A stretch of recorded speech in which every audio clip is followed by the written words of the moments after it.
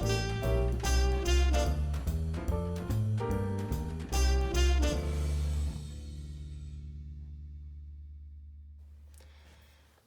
team, welcome to lesson 5.4 on modeling and optimization. If you look at your notes for this section, you will see this big, huge chunk of text at the beginning. This is the intro to modeling and optimization. So modeling and optimization often are word problems that we need to interpret. So as we have done for many years in math, we must first struggle with the words to make the equations, because I find words harder than numbers. So to get from the words to the numbers is often the most challenging part of this. So that is why the first 3 steps in my modeling and optimization, so modeling is we have to model the problem, and optimization is we have to then optimize that problem. So the most of something or the least of something, a max or a min, which we know we can do with derivatives. So the key to success in modeling and optimization problems is you must read each problem slowly and carefully.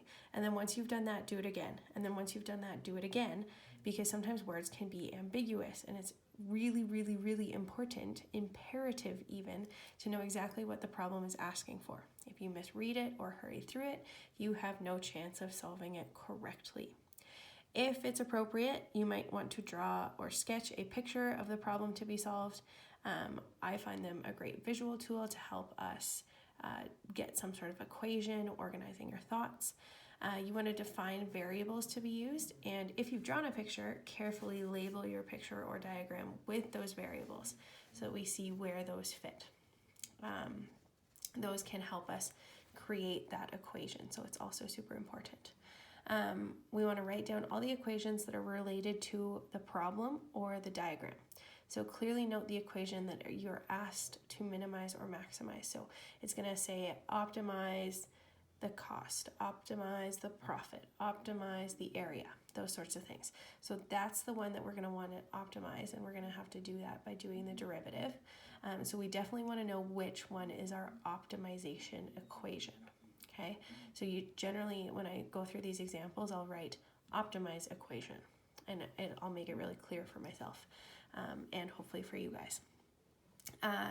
Most of those problems are going to involve more than one equation though. So other equations that we're not actually optimizing that equation, but it's going to fit into the optimization equation, we're going to call those constraint equations. So if we're optimizing area and we know that the base is a function of x, it's x minus 2 or x squared or something like that, we can plug that into the area equation. So again, we'll see this. Some of these, it's hard to explain right now, but once we've gone through the problems, hopefully you guys will recognize some of these steps.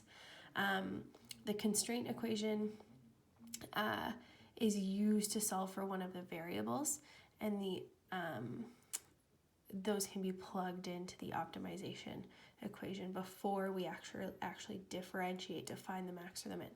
So some problems might not have any constraint equations, some might have 2 or 3 or 4, depends on the question, okay? So you'll see what that can look like in a minute. Before differentiating, make sure that the optimization equation is a function of only one variable, okay? So you want it to be like area equals base times height. We can't do that because that's 2 different equations. But if you can get both in terms of b, then you could differentiate this with respect to b or x or whatever your one variable is. Then you're going to use the well-known rules of differentiation, because you guys are brilliant and you know them, or you have a formula sheet for them. You're going to verify that your result is a max or a min using the first or second derivative test for the extrema. So we're going to go back through that verification process.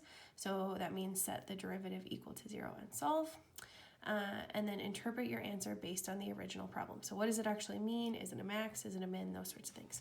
Okay, so the first thing that we're going to do is an example where we want to find 2 non-negative numbers whose sum is 9. So the product of one number and the square of the other number is a maximum. Okay, so the first thing that we want to do is we want to set up a couple constraint equations that are going to go into the equation that we want to maximize. So I'm going to label these as constraint equations. Uh-oh, that's not focusing. Focus, please. There we go. So these are going to be my constraint equations. So I'm just going to call it A and B. And I'm just going to say number A and number B. So number A, I'm going to just say is equal to X, right? It doesn't say it needs to be even, odd, anything. It just says it needs to be not negative. So as long as I plug in a positive number there, we're going to be good, okay? And then the other thing that it tells us is that these two numbers have to have a sum of 9. So number B would have to be equal to 9 minus whatever we choose for X, right? So that verifies this constraint that the wording has given us, okay? So there's our two numbers. Then we need the product to be so we need the product of one number and the square of the other number to be a maximum. So I'm going to say the product. So this is the equation that we're actually going to be optimizing. So I'll label that to optimization equation. So the product of these two numbers, where one is we're just multiplying that number and the other one we're squaring. So I think it's easier to square x personally. So we're going to go x squared and then 9 minus x, because it doesn't tell us which of the two needs to be squared. So I'm going to say I'm going to square x. So we've got the product of one number times the square of the other number is a maximum. So we want this thing to be a maximum. Okay, so we are going to figure out, okay, how do we optimize this? How do we make this a maximum? Remember from before break that if we do the derivative, we set that equal to 0, that's going to give us a minimum or a maximum. So I'm going to say, okay, well, P prime is equal to. Now, if I differentiate this as is, I'm going to have to use the product rule. So the first thing I'm going to do before I actually do the derivative is distribute this x squared in, because then I'm going to have 9x squared minus x cubed, which is a whole lot easier to differentiate in my world, because then I can just use the power rule. So that 2 comes down, 18x to the 1, right, which we don't really have to write, so I'm just going to erase it, and then minus 3x squared. So if we set that equal to 0, that's going to give us a max or a min on our original function, right, where the derivative is equal to 0, that slope is equal to 0, we're getting a max or a min. So we set that equal to 0, and I'm going to pull out a 3 and an x as my first step here. So then I have 6 and then minus x left, right? Because if I get it into factored form, I can see that if x equals 0, I'm going to get a max or a min, and if x equals 6, I'm going to get a max or a min. So if I plug those back into the original equation, if I plug a 0 in, that's going to be a minimum. The product of 0 times 9 minus 0, that's going to be a minimum, right? So I can figure out whether it's a max or a min just by plugging it back in. I could also use the second derivative test to say, okay, it went from a positive slope to a negative slope, or a negative slope to a positive slope, this stuff we talked about in section 5.3. If I plug in a 6 here, 6 squared is 36 times 9 minus 6, that's 3. So it's obviously a higher number than 0, so this is going to be our max. Okay? Since we want where this is a maximum, we don't really care about this one. Okay? So the numbers are 6, right? So if A is 6, that means that B has to be equal to 3. Okay, so hopefully that makes sense. We will go through a couple more examples so that we get it.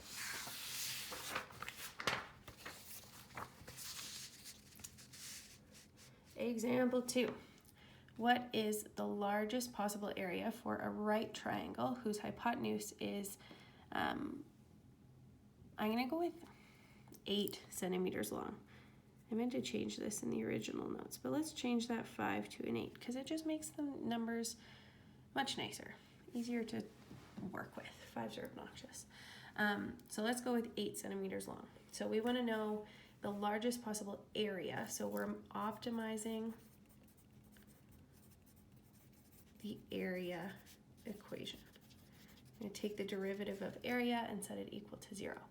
But to do that, we need to actually figure out, okay, what is the area of a right triangle? So the first thing I'm going to do is I'm going to draw me a little picture.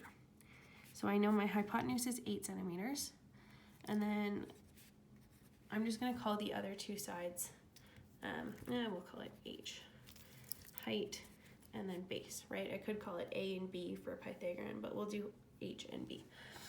And then we know a couple things about this, about this triangle. So we know that because it's a right triangle, and I'm going to leave myself a little bit of room here intentionally, we know that b squared plus h squared has to equal 8 squared, right? We know that from like grade 8 Pythagorean's theorem.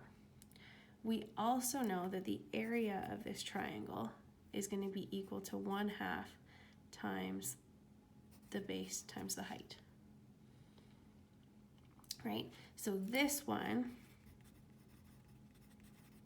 is our optimization equation.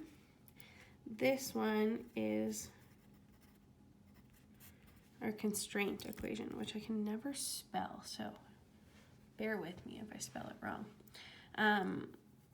So notice how in our optimization equation we have 2 variables.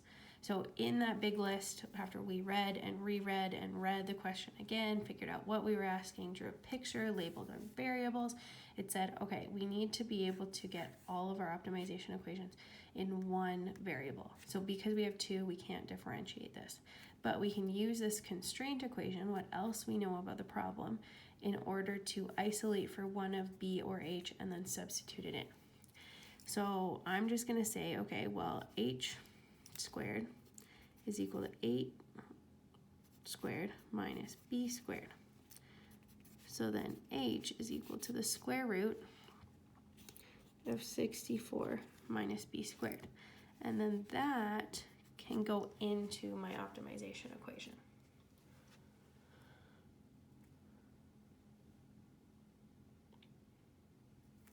So we're going to say 1/2 of B times the root of 64 minus B squared.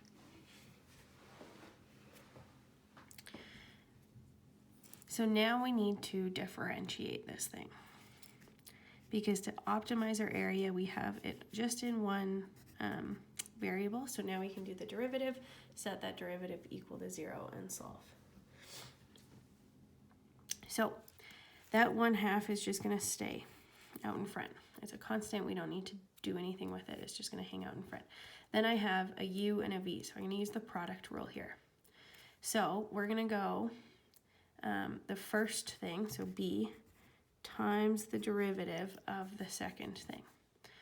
So we're going to have, remember that a square root is the same as that thing to an exponent of 1/2.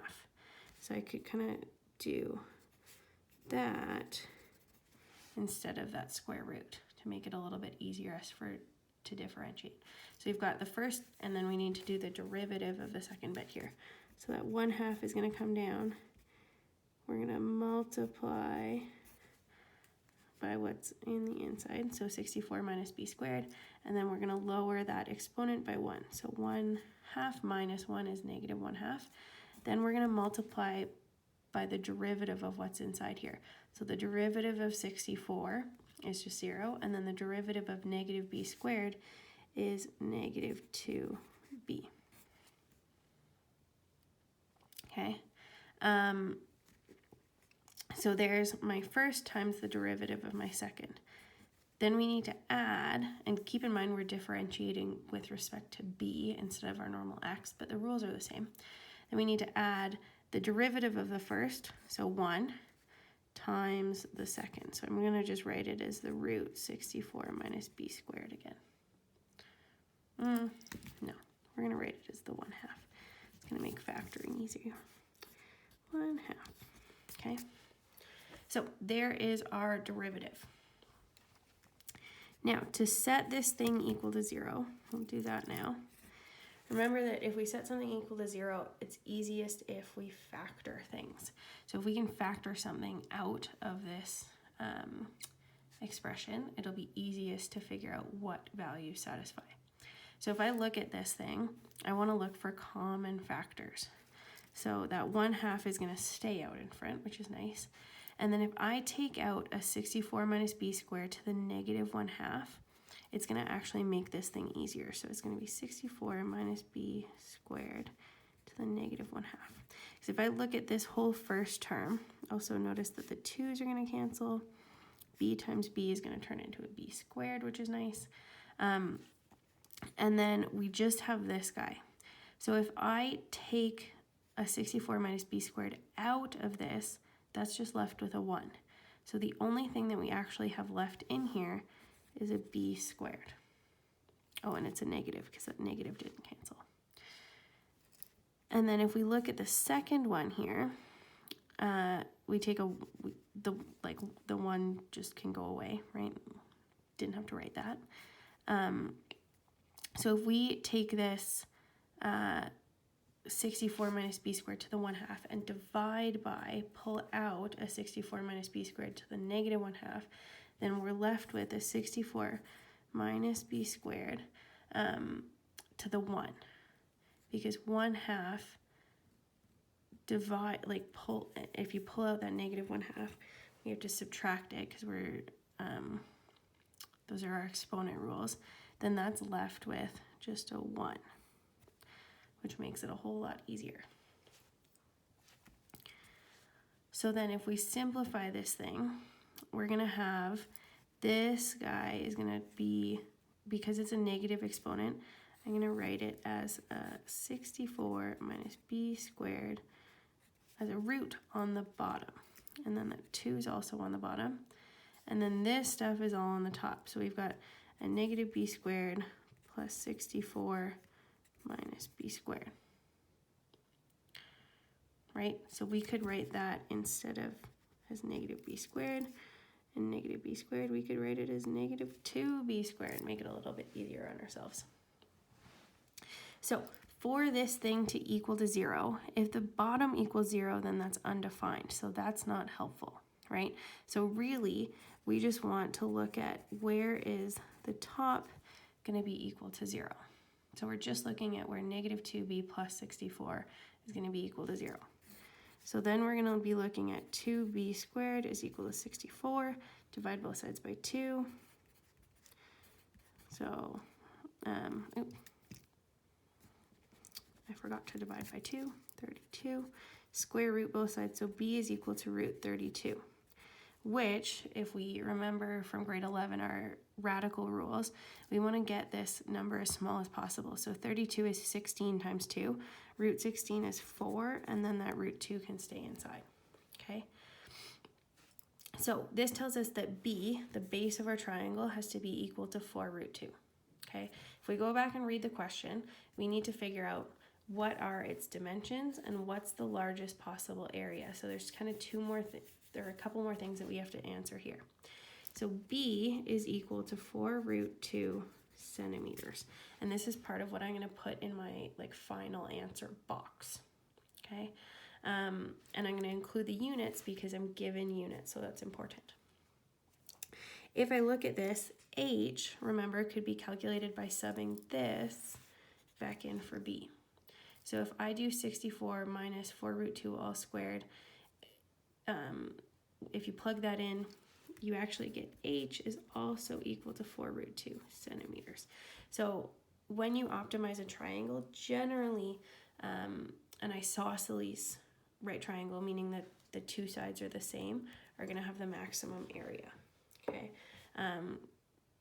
you can't just write that and be like, I know because someone told me that an isosceles triangle is going to maximize. You have to actually prove it, but that's how it's going to work out.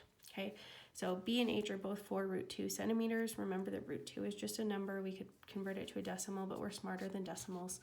And then area, so there's two of our things. There's the dimensions of our triangle. And then our area is equal to 1/2 times b times h. So 1/2 times 4 root 2 times 4 root 2. So the root 2 times root 2 is just 2. So we have 4 times 4 is 16 times 2 divided by 2. The 2's cancel. So our area is 16 centimeters. And since it's an area, our area is 16 centimeters squared. So we go back, we read the question once more. We've said we've done the largest possible area. We've figured out the dimensions. We've answered all of the question. Okay, so that is that question done based on the optimization. Okay, our next example is a rectangle, has its base on the x-axis, and its upper two vertices on the parabola y equals 12 minus x squared. So the first thing that we need to think about is, what does this look like? So we can draw a picture, right? Then we can read on and say, what's the largest area the rectangle can have? What are its dimensions? So again, we need to understand that it's looking for the maximum area. So we're optimizing the area, not this parabola, right? So we need to sketch out this parabola. And so to do that, if we think about this is the same as y equals negative x squared minus 12. We've got a reflection and we've got a k value, plus 12, of 12, right? So it's reflected. So we've got our standard parabola reflected and then moved up 12. So we know that this intercept up here is up at 12, and so our parabola would look something like that. Okay, so we want to know the biggest area of a rectangle that we can draw in there. So if it gets tall and skinny, or if it gets too long and fat, that will change the area of it, and it's probably going to be something kind of looking like that, just from what I drew in there. Okay. What we know about this, since our parabola has its line of symmetry on the y-axis, we know that whatever our x value is here is going to be negative x over here, right? So there's negative x, here's positive x. Okay, so if we actually thought about this point, this would be positive x, and then the y value for this would just be 12 minus x squared. Because if I plug x into the original equation, I just have the equation. Over here we'd have negative x, and then 12 minus negative x squared, which would turn into the same thing. But that can tell us that the base of this rectangle is 2x as dimensions, and then the height of this rectangle is 12 minus x squared as dimensions. Okay, so if we're looking to optimize the area, right, area is going to be the optimization. Spelling is hard. Optimization equation, right? Because that's the one that we want to do the derivative of, set it equal to 0, and figure out what the max or min of the original is. So we know that area, because I've drawn this picture for myself, I know that area is going to be 2x, right? I guess I could start with length times width. So 2x times the 12 minus x squared, right? One dimension, other dimension. And then again, before I differentiate this, instead of doing a product rule, I'm going to distribute this guy in. So we're going to have 24x minus 2x cubed as my area equation. We've only got one variable in there, so that's great. If we had used like y and x, that wouldn't have worked, which is why it was important that we figured out what the y dimension of this is. So when we do the derivative, we get 24 minus 6x squared. And when we optimize, we always want to set that thing equal to 0.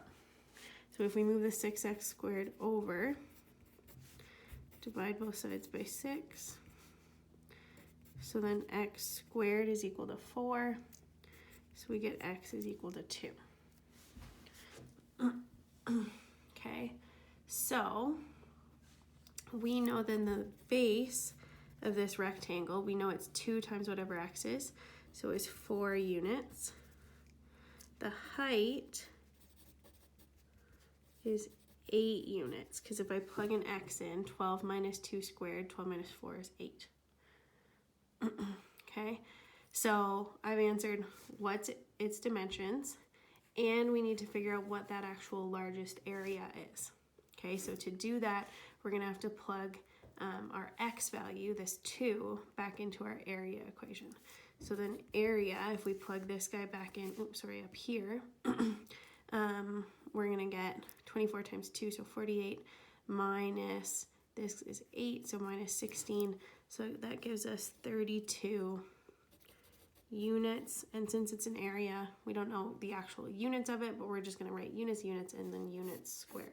So we've answered all of the questions that all of the little parts that the question wanted. Just like we saw in other areas of the course, we're going to look at some economics applications. So remember that the money you bring in is your revenue, so how much is actually coming in, cash flow. The money you spend is your cost, so we call revenue R, cost C, and then the difference between those two, so how much you make versus how much you spent, is your profit. So that's like your net income. Okay, so the average cost is your total cost divided by the number of units you make. So if you take your cost divided by, let's say, 1,000 units, or however many you've manufactured, that's your average cost. A marginal revenue, cost, or profit means that you're finding the derivative. An average cost is a marginal cost when the average cost is least. Okay, so that would be when it's a minimum. Okay, so when your average cost, when your marginal cost when your average cost is minimized, that's going to give you your lowest marginal cost. Your marginal revenue is going to give you the maximum profit, right? If you can get your cost per item down as low as you possibly can, that's going to give you the max profit. So suppose you have the cost, so C is equal to x cubed minus 10x squared minus 30x, where x is measured in thousands of units. Okay, so if I plugged 5 in, that would mean I'm producing 5,000 units. So is there a production level that minimizes? So this means we're going to be optimizing, right? So setting equal to 0, the derivative of the average cost. So we need to think about, okay, this is cost. How do we get average cost? We do C of x divided by the number that we actually made. So I'm going to call that C average. Okay, so it's going to be x cubed minus 10x squared minus 30x divided by the number of units we produce, so x. If we simplify that, then we have x squared minus 10x minus 30. Okay, so then we want to find the minimum of that average cost, so we want to differentiate this thing and then set it equal to 0. So we're just going to call it C prime, or C average prime, so 2x minus 10. Set that thing equal to 0. That's a nice easy one to solve, so 10 equals 2x, so x is equal to 5. Okay, so remember that x in this case was the thousands of units. So that would mean that you actually produced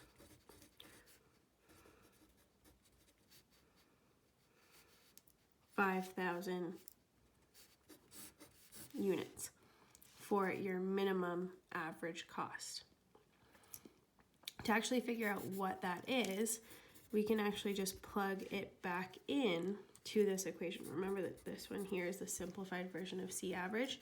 So we can say, okay, 5 squared minus 10 times 5 minus 30. And so when we solve that, we actually get negative 55. So that means that per item, we are making $55, right? The cost is so low that it is negative. So negative 55. Okay, last one. Can f of x equals 3 plus 4 cos x plus cos of 2x ever be negative why do we only ever need to consider an interval of 0 and 2 pi? Let's talk about this first, and then we'll think about this guy, okay? So if we want to know, can it ever be negative, we want to figure out where the max is and where the mins are. Because if we have a graph that looks like that, focus, our minimums are obviously below 0. If we have a graph that looks more like that, then our minimums are not below 0, right? So if we figure out what our mins and maxes are, we can figure out, is it ever negative? So we can actually differentiate this thing, set it equal to 0, and figure out what those mins and maxes are. So the derivative of 3 is just 0. The derivative of 4 cos x is 4. The derivative of cos x is negative sine x. Plus, this one we can use the chain rule, right? Because we've got this outside function being applied to the 2x, and then we can do the derivative of the 2x. So the derivative of cos is negative sine of that thing multiplied by the derivative of the inside, so 2. Then we're going to set that thing equal to 0. So we've got negative 4 sine x, and then negative 2, sorry, no x there, negative 2 sine of 2x. Now we can't really do anything with sine of 2x's, so I'm going to replace that with an identity. So we know that sine of 2x is the same as 2 sine x cos x.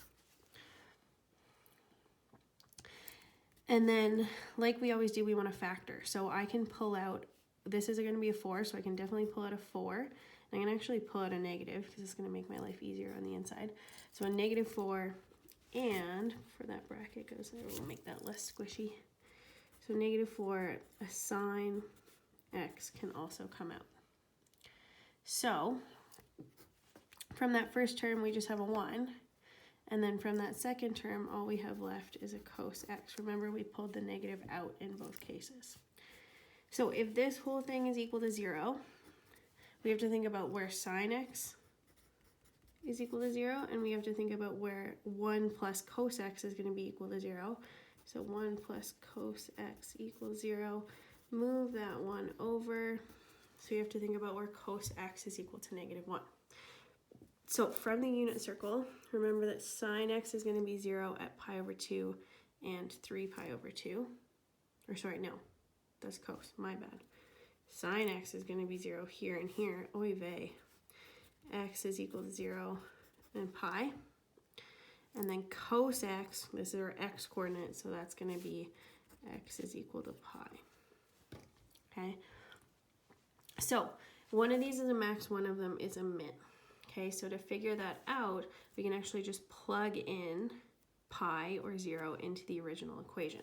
So when x is equal to 0, if we plug in a 0 into all of this, we've got 2 times 0 is still 0. So we've got cos of 0. Remember that cos of 0 is 1. So we've got 1 plus 4 plus 3. So then y would be equal to 8. If we're talking about when x is equal to pi, then y would be equal to, if we're plugging pi in, so cos of 2 pi, that's here, right? So that's a 1. Cos of pi is over here, so that's a negative, right? So we've got positive 1, negative 4, plus 3, so y would be equal to 0. Okay, so this tells us we've got a max at x equals 0, and we've got a min at x equals pi. Okay, so if we wanted to sketch that out, here's our max up at 8, here's our min down at 0, this is pi. Okay, and because this is a sinusoidal graph, we actually know that this is also going to be at 2 pi. This is also going to be at 3 pi, right? It's going to be periodic. So here's my 2 pi, here's my 3 pi. So why do we only need to consider an interval here? We only need to consider 0 to 2 pi because it's periodic over 2 pi. So every 2 pi interval, it repeats itself. So can it ever be negative? No, because that's our minimum. And then we only need to consider this because it's periodic. Okay, so if you guys have any questions about the practice problems or anything like that, or any of the notes that I just talked through, definitely let me know, send me an email or reach out. Okay, good luck.